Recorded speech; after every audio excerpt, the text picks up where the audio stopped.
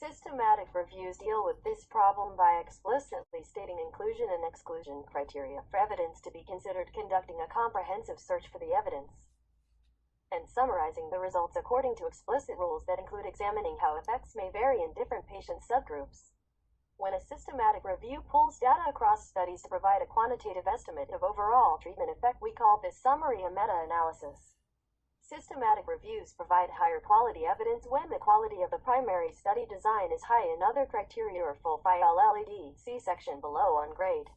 They typically provide weaker evidence when study designs are observational in nature or other reasons to lower our confidence in the estimates of effect exist. For example, when sample sizes are small and/or designs are poor, because judgment is involved in many steps in a systematic review, including specifying inclusion and exclusion criteria, applying these criteria to potentially eligible studies, evaluating the methodological quality of the primary studies, and selecting an approach to data analysis.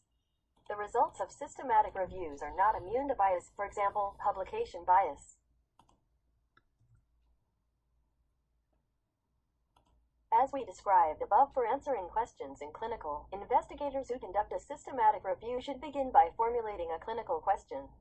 This question formulation constitutes the essential selection criteria for deciding which studies to include in a review. These criteria define A, the population, B, exposures or interventions, the comparison intervention, and the outcomes of interest. When formulating the clinical question, authors of systematic reviews should consider all outcomes that are critical or important for decision-making. A good way to present findings from a systematic review is a summary of findings table.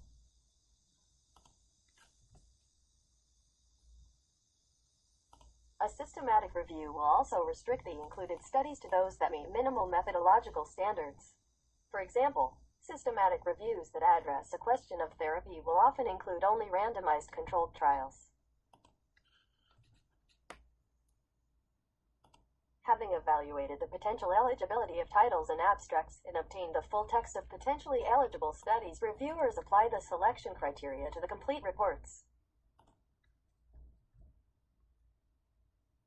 Having completed the data collection process, they assess the methodological quality of the eligible articles and abstract data from each study. Finally, they summarize the data, including, if appropriate, a quantitative synthesis or meta-analysis.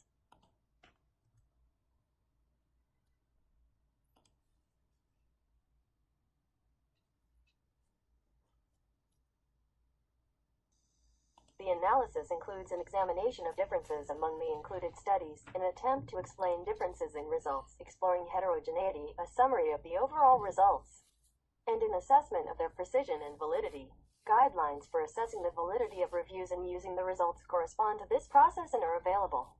Systematic reviews and other summaries of the evidence should express the confidence users of the review can place in estimates of effect.